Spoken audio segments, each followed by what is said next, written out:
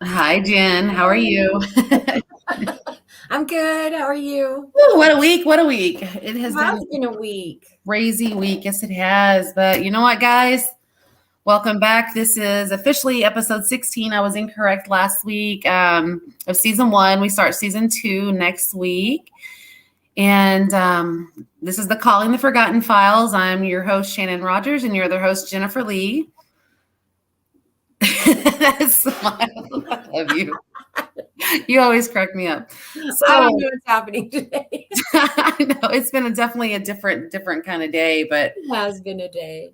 and last week we had a great show with Lisa. I really just thoroughly enjoyed her being on, and I ended up booking that trip, that retreat, that woman's retreat up in the mountains for next week. So I'm excited about that. But I'm excited for you. Yeah, I'm excited for you. amazing. You have your opening day coming. I do. Yes, I do. March 1st. March 4th, the Saturday after, is actually going to be like the official opening. I'm going to do like a kind of an open house and a meet and greet where people can come see my space, and just kind of talk to me about what I can help them with. I also finished a class I've been working on for a very long time last week, or this week actually. Finally got it finished, and that is my grief and bereavement counseling class. So I'm Oh, going there to you go. actually, yeah. So I'm going to be offering some grief support coaching. I don't know exactly what I'm going to call it yet, but yeah, I've been working on that class for a very long time. I finally got through it. So I'm proud of you. I've seen you you're like, I got a place, I'm gonna do this, and you made it all happen from ordering the furniture and all your inventory. And I'm excited for you. Very excited. So today we have, and guys, if you will share this out, I would very much appreciate it. And we have a special guest on, Christie Ayers, today.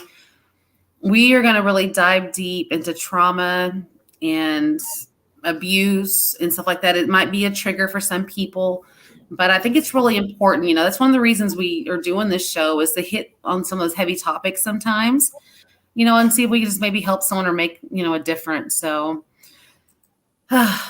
so might need some napkins or tissues, but we're going to really dive deep. And I really appreciate Christy for, saying she would do this and wanting to do this. And I think it's really important. And she wants to tell her story. So we'll bring her on. let's do it. I should have made a stupid face again. I do that every day, like all the time. What's up? Christy, how are you doing? I'm good. How are y'all today? Good, good. Glad you are here with us. Actually, I'm really excited about this show, and I'm kind of like going, oh my gosh, I can't wait to kind of dive in deep because, when you hit those raw emotions and everything, and parts of your past, it's really hard to hit it sometimes. But the people that it can reflect on and help is really important. Mm-hmm. So again, thank you. You're welcome. Thanks for having me on. Yeah. So tell us a little bit about you. That's a loaded question. I know. I said you. I do a lot of stuff. I don't know. I really, it's weird talking about myself. I'm going to be a grandma. I didn't say that out loud, but we're going to say Queen Mother because grandma doesn't fit this. So come April, I have my first grandchild. I do have 4 children who are so supportive. It was their father. So it's really been us 5 against the world for the last 20 years. They're amazing kids. I love them to death. There's nothing better in this world than having the 4 of them. And really that's the center of my universe. And they always will be. I don't care how old they get. They finally come to terms with, I'll always call them babies. And that's just the way life is. But obviously a lot of people watching probably know me from the paranormal world and all that. And it's kind of a random dream that just started, I don't even know, 6 years ago now. I don't even really know how it all happened. I went to school for music and then I was in the film program and now I'm here. So yeah, I really don't know what to say other than that. So Well, I've heard you sing, and I was like, oh, yay, bravo, do more of that. I love it when you do your little, just throw a video out there. Sometimes like, okay, she got some pipes. She got it. It's funny because I always know when somebody's done some digging because they will message me, hi, Mouse. And I'm like, oh, who have you been talking to? Because before I did any paranormal stuff, I was in a band. I was a singer in a band. I played lead guitar. I did a whole lot of stuff. And so I people know me as Mouse. It was a stage name that was given to me. And so, and if you ever see any form of that, that's what that is. People still will message me, "Hey, do you still have your CD?"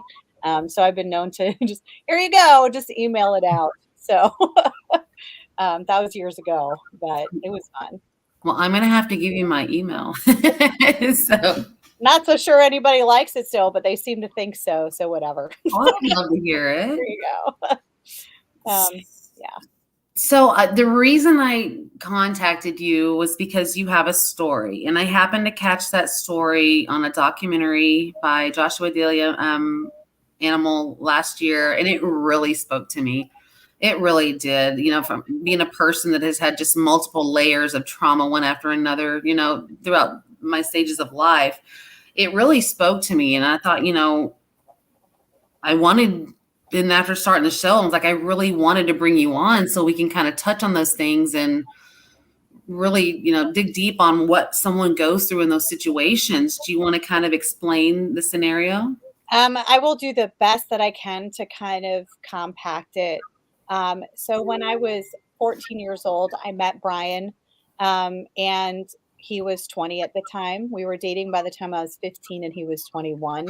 I went through a lot of blaming periods with my parents and things like that. And there was a lot of things in my past, but my parents really did the best that they could. So, over time I've learned, what they go through their own stuff. So I'm over that now, and I love both my parents very, very much. Um, but he, at such a young age, and you're very easily manipulated. A lot of people don't realize that not only was it him, but it was my mother-in-law. She initially said that I seduced her son, and I'm like, "What does that even mean? I'm 15." Like, I don't like, what do I know? By the time I was 16 years old, I was pregnant with our firstborn, to which I chose to leave home and run away with him because, one, I knew my father would make me have an abortion, which he admitted later that he was glad I did what I did, because he loves my son, and I love my son. My son is my rock. Um, and so we ended up living in homeless shelters in Chicago in the middle of winter and working. And I eventually ended up in foster care after I had my son. And then by the time I was 17, they were like, "We don't need to hold you anymore." And Brian and I got our first apartment. And it was right after, and I can see that there were some signs of abuse. When I was 14 years old, it was the first time that he tried to commit suicide. And I believe it was in that moment, that and he tried to cut himself down. Nobody knew. I couldn't tell anybody. There's nothing I could. But at 14 years old, watching somebody hang themselves is disturbing, number one. And then feeling like you can't talk to anybody or there's no one to help you. I think it was in that moment that I decided I was responsible for him. And so that kind of, and it was something that I thought, okay, well, everybody goes through a hard time. We're just gonna put it there because it was a long time before he did it again. And then he started doing it more and more and more and more. By the time I left him, there was a point where I was coming home from work, cutting him down and going to cook dinner. It was that frequent. He would write suicide letters as a way to manipulate me and control me. He would use suicide as one of the most harshest forms of abuse you can possibly imagine. Making somebody responsible for your life is the worst thing you can do to another person, because I took getting beat on, I took getting raped, I took getting, you name it, because I felt like I couldn't leave because then I'm responsible for his death. And so that just, there's so much that goes into it, and there's so many stories. And when I say his mother was involved, I had to go through extensive therapy after the fact, and I was in hiding for 12 years from her after he died. Um, but then I also had to go through extensive therapy for eating disorders because they believe she was trying to poison me. And I believe it as well. There was a period of time I was in and out of the hospital. I was sick. I ended up with kidney stones because whatever she was doing, they believe affected my kidneys. To this day, I have a permanently damaged kidney. I've had broken bones, you name it. Brian would beat me up and she would say I deserved it. I would call the police and they would tell the police I did it to myself. I, So what bothers me so much about, I mean, it's just you were so young when mhm, this all started. I mean, I moved out at 15 because at the time my mother was imbalanced with her mental health, and she just, threw us out of the house. We didn't know what we were doing, and we had to learn how to survive. But I couldn't imagine having that kind of trauma that young because you're not an adult and you're having to be an adult and you're getting abused. Like you're supposed to be learning what you're coming into your own as a woman at that age, yes. and have that kind of an impact and a view on what life is. That, I mean, I'm sorry. That's what it really hits me because I was that age when I became an adult. I will tell you that it did not hit me how much it wasn't my fault until my youngest was 16. And Athena, she's just so tiny and cute and adorable. And I mean, Athena looks just like me. And I think that's why it hit me with her and not the other three, because she looks like me. She acts like, if there was ever somebody who made another person of themselves, it was me and my daughter. And so I was just sitting there one day looking at her and I'm thinking, oh my God, I was her age. I was her age. Like, and she was so innocent and so 16ish, and I'm like, "How could I ever?" I blamed myself all those years for everything that happened, and it wasn't my fault. It just wasn't, and I just it finally hit me, and Athena's 22 now, so, I mean, really within the last, what is that, like, 8 years? Um, 6 years, actually, I think, that she just 6 years. I've been blaming myself for 14 years of my life for what he did to me. So it's crazy. But It's I yeah. think that is a common thing among people. I'm not going to say women because men get abused as well. It's just something we don't talk about as much because it's not as common. But people that have had that abuse is that they do blame themselves. I think that's very common. I went through my own situation and I blamed myself for years. I still sometimes find myself shifting, back into that blame. Like, what could I have done different? What could I have changed? And the answer, like, absolutely nothing. So I think that's a hard thing to get through is the blame and the forgiving of ourselves. And yeah. so you've done that's so huge. Well, So and it's a journey to get there. It's a journey, absolutely. and the one thing that it just drives me crazy is how often people want to come to me and talk about, putting your life all in for somebody who wants to kill themselves. You need to be there. You need to be there. And like I may get deleted and hated for this, but you know what? I'm glad he did it. I am glad he did it. I don't have any empathy. I don't have when it came down to it, it was going to be all of us or him. And I couldn't have asked for a better scenario. The kids and I had a chance at life. We've been living life. Yeah, I've had a lot of healing to do, but I still love life. And I'm glad he didn't take mine, and I'm glad he didn't take my kids. And people don't realize. I mean, he would tell me, "I'm going to stab you to death and make your children watch you bleed to death." He almost killed me several times. He'd pull knives on me, guns on me. It didn't matter. I mean, I didn't know if I was gonna wake up in the morning. There were nights I stayed up all night long because, 1, I would be making sure he didn't die in the middle of the night because he was doing one of his suicide trips, or 2, I was afraid he was gonna kill me, and I'm not a violent person, but I will say there's times I thought about just offing him myself.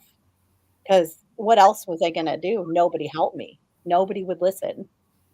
So, that sounds crazy even saying it out of my own mouth, It hearing that. really doesn't. It really doesn't. I also understand that feeling of nobody listening, a feeling like so alone. And where do you turn? Especially when you turn somewhere and you are made out to be crazy, Mhm. or you don't get the help and you don't get the support. That needs to change. I don't know how we're going to change that, but that needs to be changed. It really does. Mhm. It does. And I talk a lot about certain things that happen, and so many people are like, "Well, why don't you just leave?" Well, the help isn't there. It's not there, and a lot of it has to do, and this is something that I've come across is people cry wolf a lot.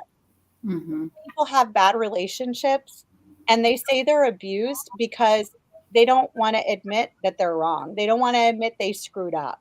And every time people do that, and every time women make those claims because they just can't fess up and say, you know what, I made a bad decision, or I screwed up too, or I'm just as bad. Every time they do that, the people who really need the help, their stories become diminished. And I have heard that and I have seen that so many times. And I'm like, just say that it didn't work and walk away, and that's okay. It is okay to make those mistakes, but we shouldn't over exaggerate and make it worse because then the women who really do need it, and I shouldn't just say women because men go through abuse too, and I've Yeah. seen that as well. We're diminishing that, you know, it's you don't want to diminish that because then when somebody really needs the help, I literally had a guy when I said I've been abused, he said, "Yeah? Did you have any broken bones?" I'm like, "Oh, is that your definition of abuse?" But yes, I have. And that's like, I have a feeling this guy was let people play the victim at him over and over and over again until he was just tired of it. Well, So there's also like when people use that phrase, well, why don't you just leave?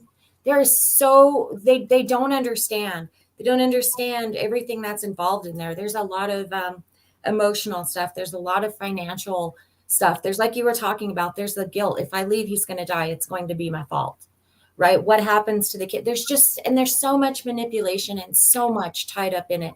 And the other thing that people, I feel like they don't understand in those relationships is leaving is actually the most dangerous time. It actually escalates the violence, mhm. and it creates this very, very, very volatile, dangerous situation. And so, it is almost more scary to leave than it is to stay. That is 100% true. Very misunderstood. I the incident that happened that I was like, all bets are off. He murdered a puppy that we had, and he went into explicit detail on how he did it to me. Mhm. And he wasn't concerned that he had just taken the life of this animal. And that wasn't the first time he had done it. He literally would beat my animals in front of me. And I did everything I could to keep them out of the house. Anytime I could, I didn't, but he would find strays. And but when he did this particular time, it just I couldn't say anything. I couldn't be like, "What are you doing?" I just shut up because I'm like, our Yeah. daughter was the same size, and that's all that kept going in my head. I'm like, "I have to get out." It literally came to the point where I was like, "Even if he kills us all, we can't live like this anymore." So by the time I was ready to go, I spent 2 years telling myself and convincing myself if he kills himself, it's not my fault and too bad, number 1. And secondly, I was at the point where if he kills us all, I'm okay with it. I'd like to live and I would like to leave, but there were so many times I drove my car, after work or whatever when I could get away and would just pray for death because I'm not going to take my own life. I never can, I never will. But I would say, God, just end it. Just freaking end it. Just take me now, take the kids, just end it. Right. And that's when I think back on that, I'm like, wow, it's a lot worse than I realize. Right. Yeah, you're right, Penny. That's my mom right there. Hey, Mom. Ah, Yeah, that's my mom right there. So it's all her fault. No, I'm just kidding. I would yes, never, like I would never mean that. a lot of manipulation. Yeah, that's what we were talking about earlier. Mhm. And I agree with you. When you're in the throes of it, you don't see it. You don't. I mean, obviously, things are wrong, right? Things are not the way that they're supposed to be. But when you get away from it and you get clarity and you start to heal and you get that clarity, oh my God, the things that you can see, right? Mhm. About just how wrong and how manipulated you were it's actually just terrifying. It is.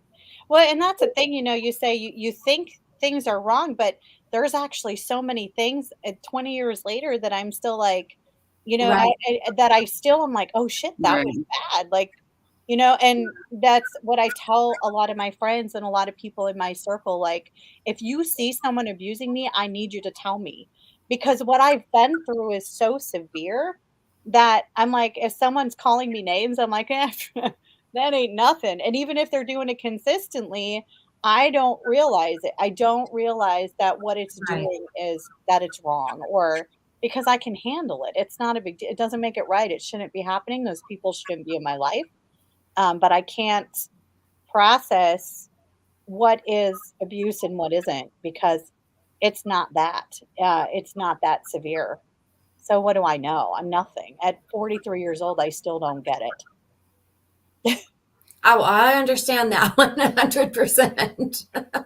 Emotional abuse is, can be just as debilitating, at times as well. Just like you said, manipulation, and just an abuser is an abuser. And like, how long were you guys together? 10 years. That's a long time. 10 years. And then when because to this day, I believe he took his life. However, it was investigated as a murder, which that is a whole nother long story.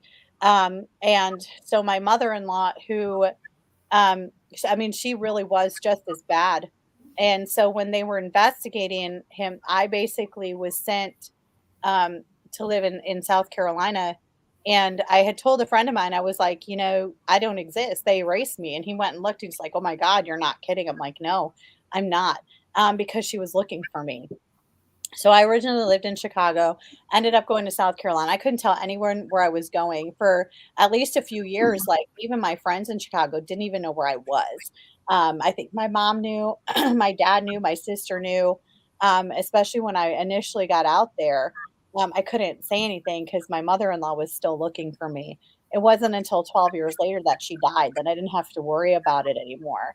The schools were on alert. The social services had been involved, like, the whole time, just always checking in, making sure I was okay, keeping an eye on her, because she really was, just as bad. And she she actually, one night, because we would live with her on and off, because her and Brian just had some weird connection that it was very weird.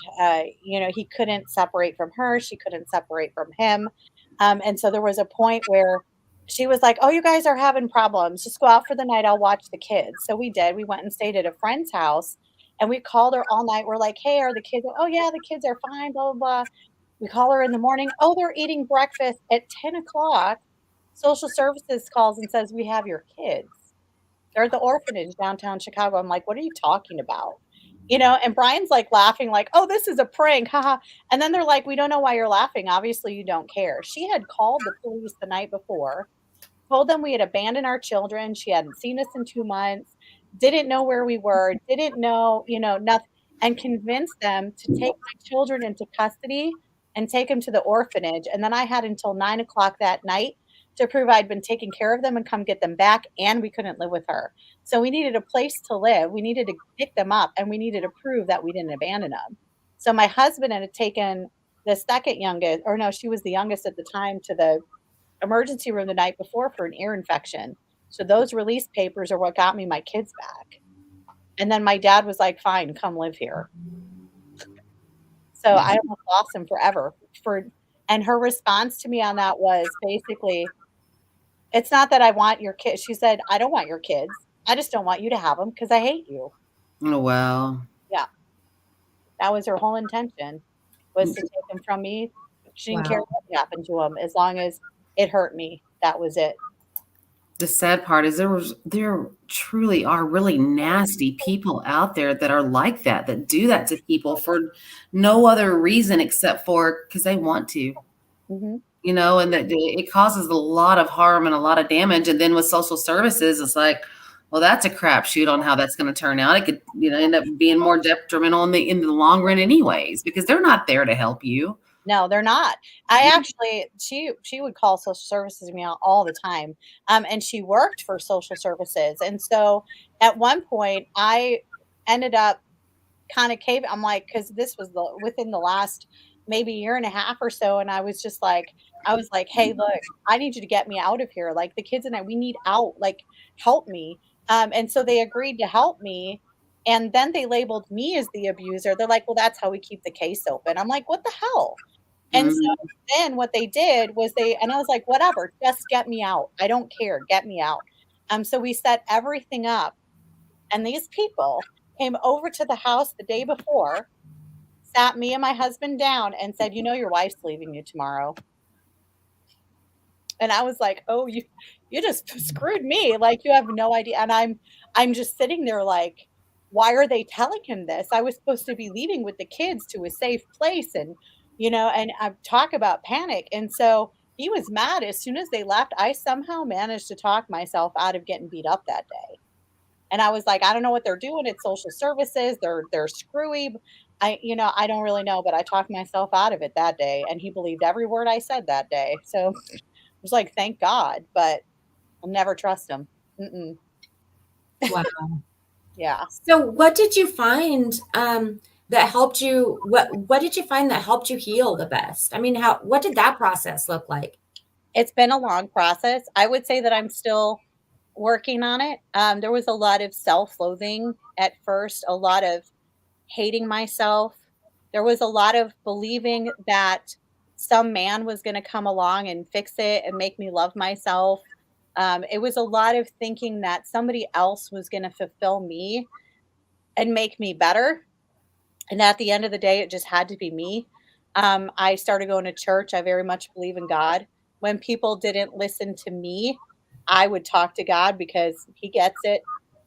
So I did a lot of that. I isolated myself quite a bit. I mean, I went through there were times I was so depressed, I wasn't sure that I could get out of bed. And there's the biggest problem that I have had over the years is being angry with myself for missing him, which you would think, why would you? And I shouldn't.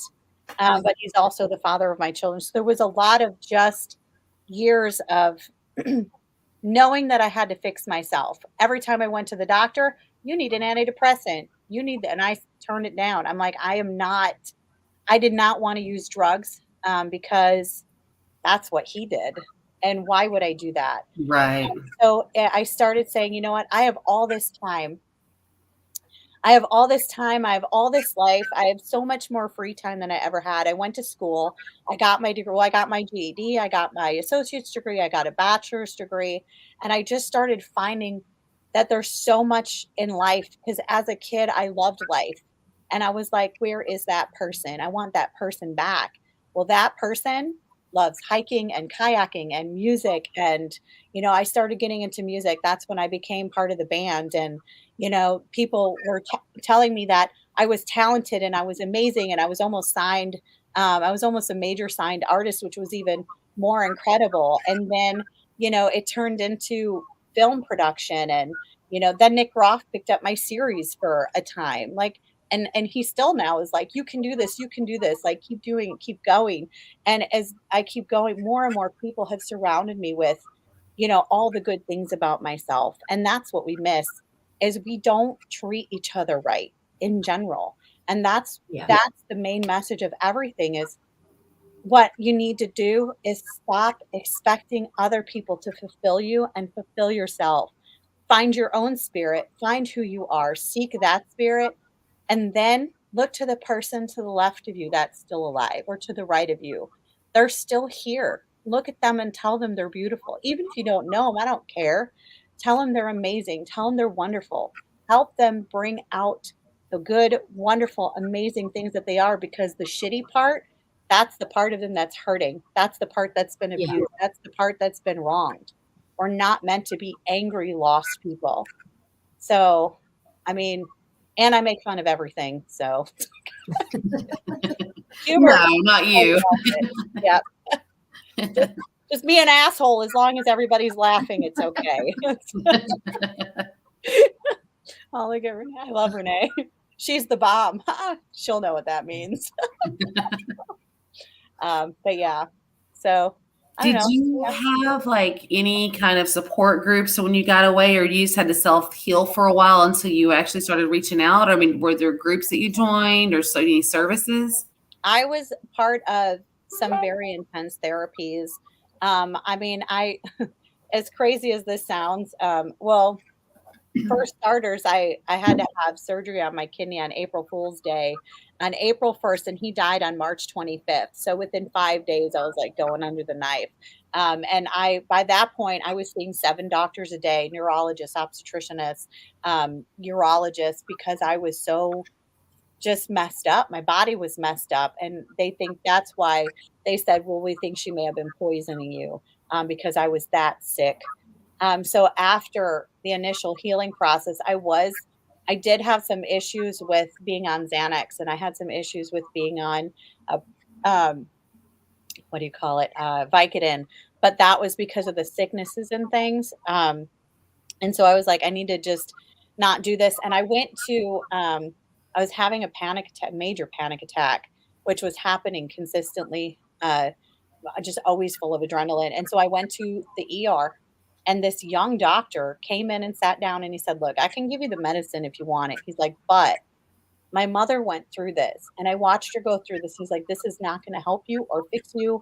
And he sat there for a half an hour and talked to me about the right things to do with my life. And I left that office and never took another narcotic. That was it. I was done.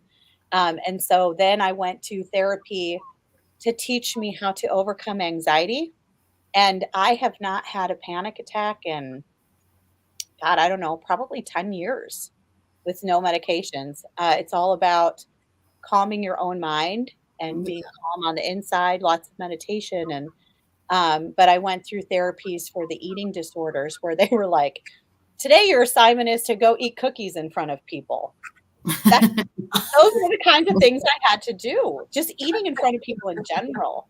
I was at a point where if I put a glass of water down and walked out of the room, I had to dump it. I couldn't drink it. I didn't eat leftovers. I didn't, nobody could touch my food. I couldn't leave it. I just couldn't. Even if there was nobody in the room, if I came back, nope, in the trash it went. So a lot because of his mother, huh? Mm-hmm. Yeah. Yep. Lots of intense therapy, not just for me, but my children went through it too. So, they've had they're still crazy. those Italians, I tell you. Well, I wish that I also wish that there was more knowledge, more awareness of those things that you were talking about that can help people through those things. Mm-hmm. Because when I went through mine, it was the same thing. They were throwing drugs at me here, one for PTSD, one to sleep. Here's an upper so you can wake up. Here's a Xanax for when the upper makes you feel like this, right? Mm-hmm. And on and on and on and on it went. And I remember at one point having 12 of them sitting in front of me. And just like you, I just looked at them one day and I just felt actually sick, just really sick that I was in this place where mm-hmm. They were telling me the only thing that could fix me was all of these drugs, right? And if I went in over anything, it was just, they just threw another one on top of it. Yeah. So I just did the same. I swiped him off the table. I was just so pissed off in that moment and I never took another one. But I had to learn those techniques that you're talking about, like for myself. And so I wish that there was more awareness about that, and what and there is a time and a place. I don't want to say that there's not a time and a place that drugs are not needed, because there really is. Sometimes when we're getting over a hurdle or something, somebody may need it. Mm-hmm. I just remember being very... I felt really bad because the only thing I was getting was pills and it was just making me feel worse. Well, see, and that's the thing. I'm like, you know what? I agree. There is a difference between depression and clinical depression. And I was like, I got tired of people telling me, oh, you're depressed. I'm like, well, clearly, like, look what I just went through, obviously. Yeah. I'm like, but this person is not a depressed person. I'm depressed from, flashbacks or whatever. And, 99% of my life now, I'm not depressed. And, I never was clinically depressed. And for them to try to tell me that, for instance, the PTSD has caused me to have high blood pressure. I've been on blood pressure medication since my early 30s. Right. And their response to that initially was, well, let's put you on Xanax. I'm like, why? Why would you put me on Xanax for high blood pressure? Just put me on a high blood pressure pill. Matter of fact, I've been doing so well that they lowered my dose. I'm as close as anyone can be to getting off of it after so many years. And I'm Awesome. like, and that's literally the last, thing. I have to take vitamins and stuff, but it's because now apparently I have celiac disease. Probably always had it, but I'm like, vitamins are vitamins. Like you can whatever. I don't care about that, but I'm all about natural healing. It's so much better. It's so much healthier. There's nothing like it. I mean, Yeah. and it could just be go stand outside by a mountain or something for 5 minutes. You feel so much better. I wish I could find something for my thyroid that I could take naturally that it would work. Have you looked up like any because I always look up like foods, like what can you eat? I have like a real bad thing with food, so I'm always, Right. because of that. But that's the first go to is what am I eating? Is it something I'm eating that's causing the problem? Is it something I should be eating that I'm not? And almost every single time you'll find an answer that way. Right. There's a book, Shannon, called The Medical Medium. Mm-hmm. And he talks about, I believe that he has different books on different subjects, but one of them I know is about the thyroid. And like Christy was saying, things that you can eat, things that you can add into your diet, things that you can take away so that it can kind of self-correct. Yep. Yeah, because I'd like to get that done. I'm tired of having to take a medication to where if you stop it, it could be detrimental to you. I don't want to live that way. Yes, my thyroid is messed up. I don't want to go back to being sick from it again. But I literally, if I don't take my thyroid medicine in the morning, I'm like, oh, I better take it because I don't want to hurt again. It's like, have you heard of the Eat Right for Your Blood Type diet? I haven't. When I lived in Colorado back in like the early, around 2011 to 2015, I looked into it a little bit. It has your, voids, your benefits, and all that kind of stuff for your blood type. Mm-hmm. And it was funny, like all, my voids were things I either didn't like, and I knew they were bad for me, but my beneficials were things that I actually like, except for the only meat I could have. I have AB negative blood type, so it's just weird. But like lamb and like mutton, it's like it was hard. I did notice like I got really healthy for the few months that I did it, and I felt better and everything, but it was just really weird options because my blood type's just different. Mm-hmm. Yeah, see, and I'm kind of on the, figuring out the whole gluten-free thing now, and I'm so mad. You want to talk about karma being a bitch? Because I waited tables for a long time, and I'd be like, oh my God, I'm gluten-free. Just shut up. And here I am. That was karma, and I deserved it. Just so y'all know, I am admitting my fault right now. I'm done making fun of people for things. That's literally the end of it. I'm not making fun of people anymore because I don't want it, and I will get it if I make fun of it. So just remember that, y'all. Karma's a bitch. So here I am, taking iron pills every day. They thought I had blood cancer, and they're like, actually, it's just celiac disease. I'm like, thank God. Never been so happy to have a disease in my life. No. I don't know who that is that just says Facebook user. I know. Saying nice things, so I'm like, I don't know who that is. Apparently I know who it is. I just don't know who it is. Right.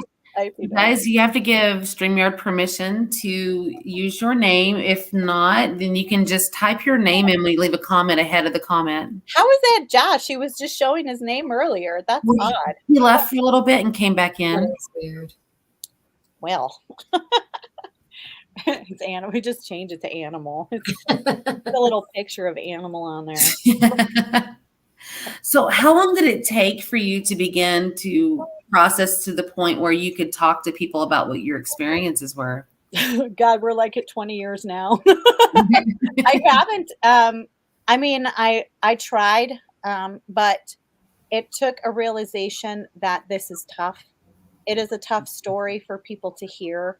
I'm just scratching the surface on this show. I mean, right. And the funny thing is, everyone's like, wow, that's so bad. I'm like, God, you don't know.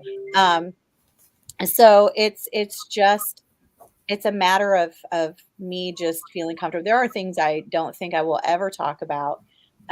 Putting it in the book has helped. But I will say there's days where I type like one page and then I'm just crying for an hour. But that's good. It's good therapy. It's good for me to get it in there. And once it's in the book, I feel like it's easier to talk about. Um, so, I mean, it's taken a long time. And to me, that's typical. It's typical. There's people that it's so weird. It's like they read you, and they just come in and be like, "Hey, I just had the worst life of abuse, but for some reason I can tell you, and I've never talked to anybody about it before." And I, I don't know. It's like a magnet. So there's days where I'm on the phone for hours with people I never met in real life, and people who will just out of nowhere contact me. Hey, like I need help overcoming this, or I'm feeling this way, or how do I deal with this? And I will stop everything to help a person. I don't Right. I don't care what I'm doing. I'll stay up till 3 or 4 in the morning if needed. I don't care. If you're trying to fix yourself, I got you. I'm there. So,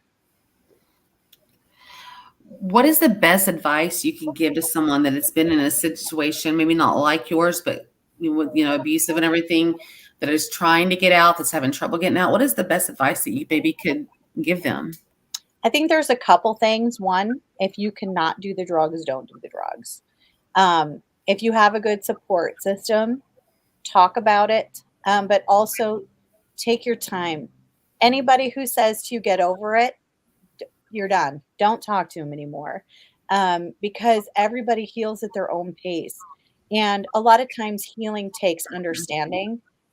For me, the hardest part was I will never have the closure that I need because he's dead. I never will. And that was something that was very difficult for me to come to terms with. So you have to find that peace within yourself. You have to work at it within yourself. And you know what? Just go out there and love other people. When you see other people hurting and you understand why they're hurting and you can see it at that deep level, be there for them and they will return it. I've been saying lately, and yeah, I keep getting backlash for this for people, but it's so silly. Um, what I've been saying is we're constantly telling ourselves self-love and self-care. But you know what? Self-love and self-care turns into selfishness and you're alone. But if you love others first, if you put others first, if I put others first, I have 20 people putting me first and taking care of me instead of just me. And it's the most amazing thing I have ever seen. And I've realized this over the last 4 or 5 years that putting everybody before me has done. I mean, people have just been taking care of me like crazy. I feel bad and guilty for the amount of things people have been doing for me over the last how many years. I didn't love others because I wanted something in return, but that's what it's created.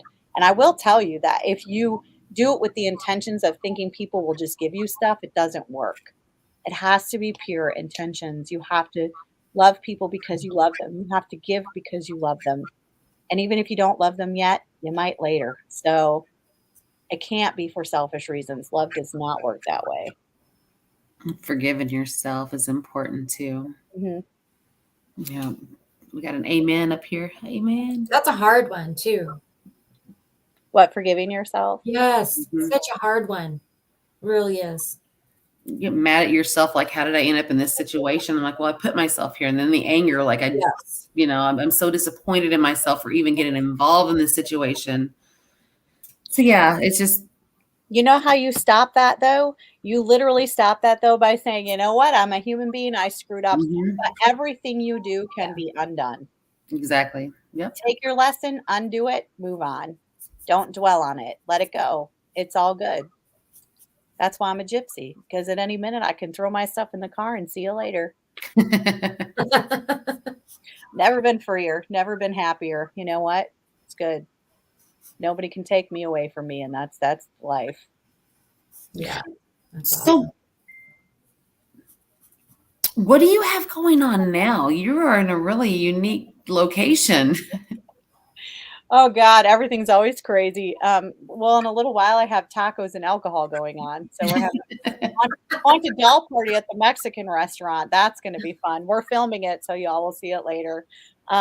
I just have a lot going on. I've been writing the book. Obviously, I'm pretty sure I've sold 150 copies, and it's not even done.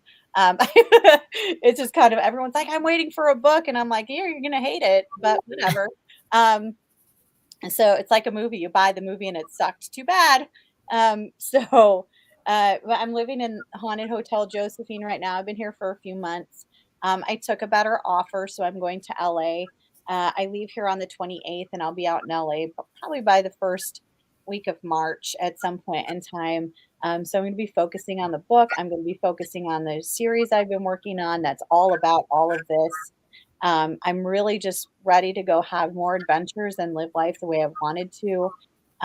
This series is I'm calling it My Life with Ghosts because it's about the ghosts of my past and now how I'm a paranormal investigator and why it all fits together. And it's literally about finding your own soul and finding your own spirit and helping other people find theirs and moving on and just learning that life is so much more than 9 to 5 and arguing and fighting and what are we going to eat and life. We're not meant to live this way. We have to live this way to some extent. But we worry so much about how am I going to retire? Well, who cares if I'm just like, you'll be taken care of. After everything I've been through, I've never been out without a roof. Even if it wasn't my own, I've never been without a roof. I've never been without food. I've never been without clothes. It's always there. And there's more than enough abundance in this universe for us to have what we need. Mm-hmm. Just have to be open to it. The problem is that we want too much, too many things. I understand people like stuff, but when you quit wanting so many things, you start realizing the abundance you actually have without it, and it's beautiful. So I don't want stuff. I just want to go on adventures. The less stuff you have, the more adventures you can have. I know. I'm like, I work so I could go do really cool shit. Everybody's saying hi to my mom. That's so cute. She's everybody's. She's the para mom of all moms. Okay, that's her right there.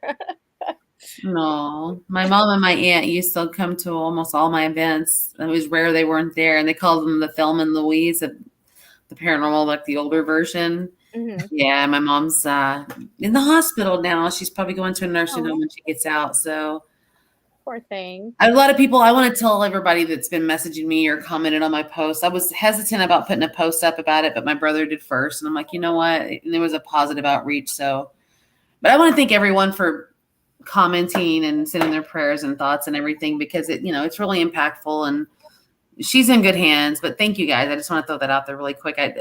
I do acknowledge everyone that reached out. That was very nice. So LA, girl. Yeah, I've been there before, and honestly, I'm excited for the opportunity, but not so much for the state. Yeah, I'm not a California girl either.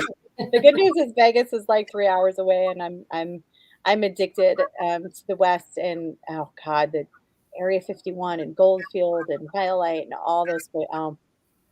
Y'all are gonna see some videos because I ain't gonna stop. I'm so excited for it. I love it out. I'm addicted to it. The desert is oddly the most beautiful place I've ever seen in my life. It is, isn't it? Yeah, it is really pretty. Mm-hmm. I'm not too far from there, and so I go out that direction quite a bit to the desert. Yeah, Utah is incredible too. It is beautiful. It has its own unique beauty and feel and vibe. It is. I know. I'm just always like, I just want to go back. So and that's the thing. My life is, it's wherever I go. I don't, because people are like, come see me, come see. That's been the biggest problem with my life is I have friends all over the country and they're like, when are you coming back? When are you coming back? I'm like, I'm trying. But life happens. And so I go wherever it takes me. But I know no matter what state I'm in, I have a place to stay and friends and a hot meal. And I intended to live in the van. I bought a van. I intended to live in it, but it never happened because people were so outpouring of love and giving. And they're like, you're going to come stay here. And, a friend of mine built a little guest house in her backyard. And another friend has another guest house for me. And, some people, I have a bedroom. Keith over there, I just call it my room. So my room is in Keith's house. So the Octagon Mansion, I have my own room in there. Yeah, it's just funny. Everywhere I go, someone's they just want me around. They're all.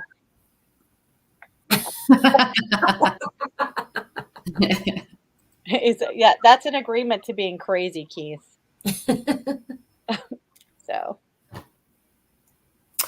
So what state do you live in now? Was it Virginia, correct? No, right now I'm in Kansas. Okay, I'm so confused. Okay, Kansas. Okay, I thought you were in Virginia. I got you. I'm in Kansas until the 28th, and then I'll be in Omaha for 2 days. Then I'll be in Michigan for a couple days, and then I'll be over in LA. Then I'll be back in Omaha for about a month and a half, and then I don't know. I haven't got that. I haven't got that far yet. I'm like, I don't know. I have no idea. I've had a lot of plans coming at me, and people are starting to ask me to speak more. So I'm hoping to get that going a little bit more.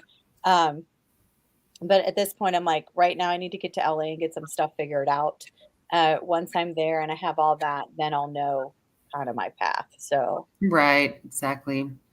It freaks me out because I'm like, I don't know what I'm doing after May. And usually I have like my whole year planned out and I'm into the next one. And now I'm just like, I'm freaked out.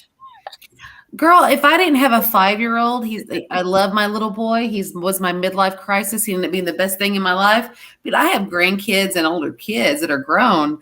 But if I didn't have him, I'd be living the same nomad lifestyle, just gone. Yeah. But I love that my son keeps me grounded. It's not a bad thing for myself.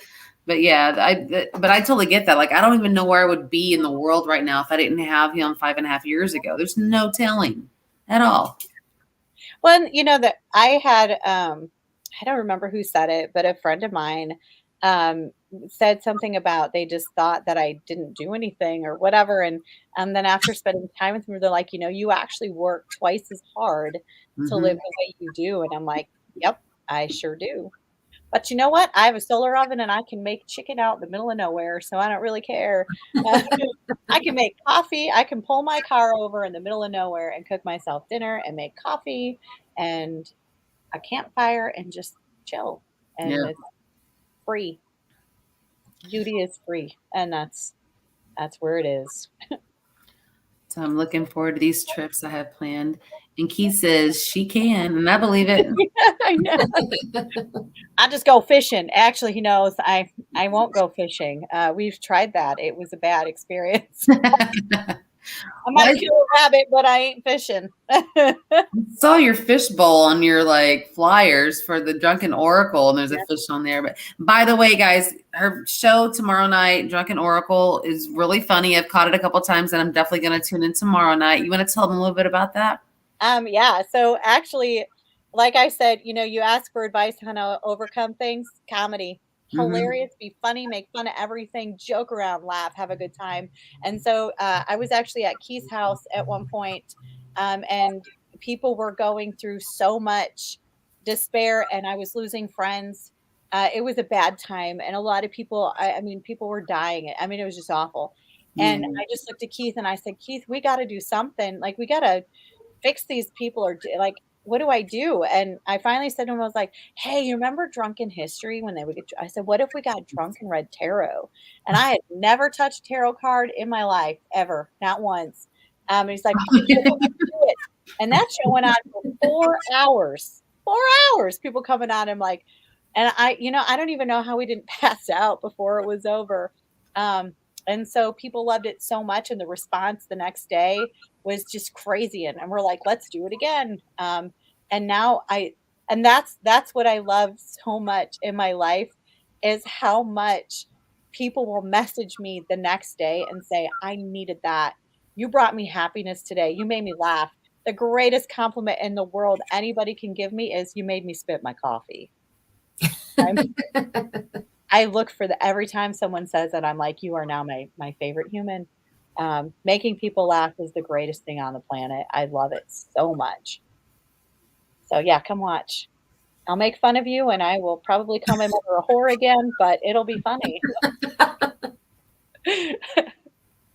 So we're getting closer to the end. Is there one more like final statement you would like to make, to kind of reach out to people about what you went through that you want to leave them with?